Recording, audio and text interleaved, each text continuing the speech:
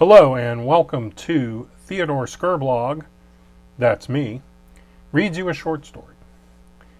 This story is called The Clock.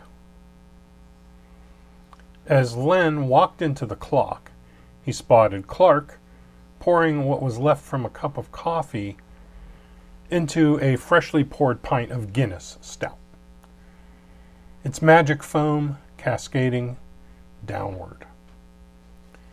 "That must be a new drink I don't know about," said Len by way of greeting. He gave Clark a friendly smack on the back. Clark shrank from the contact and took a sip of his beer.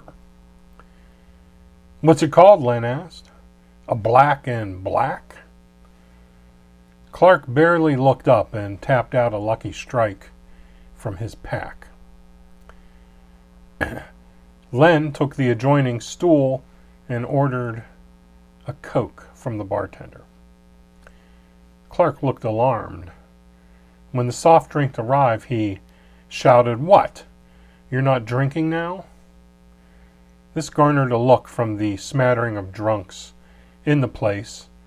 The Clock was not a place to come and drink Cokes. Len took a sip of the nasty flat soda and lit up a Winston with his Zippo. "Just a little break, man," he said. "Nothing to worry about." "Ha!" said Clark, and he swiveled on his stool so his back was to Len.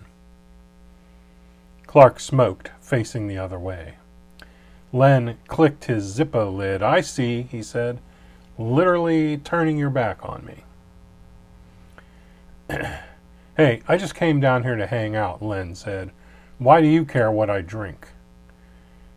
Clark did another half rotation on his stool and now had his back to the bartender. "You don't need to stay," he said. "You don't need to be here drinking Cokes. Just go home." "Go home?" Len said. "Don't tell me to go home. I fucking go where I want to go. You know, last night I got home and I didn't even remember how I got there. I remember not wearing my helmet, but I couldn't tell you what route I took or what streets or anything. That's not good, man. That's a problem." "That is a problem," Clark said. And he stood and he walked out of the bar and out of view. Len regarded the dim bar and the general grayness of the place from the smoke and the gloom. The pinball machine suddenly blasted on to beckon players, then abruptly snapped off. Len felt stuck between staying and going. He stood to leave. "Well, I'm not going home," he said to nobody. As he stood, he noticed that Clark's beer was still sitting on the bar, its foam long gone, its magic ruined. Thanks very much for listening.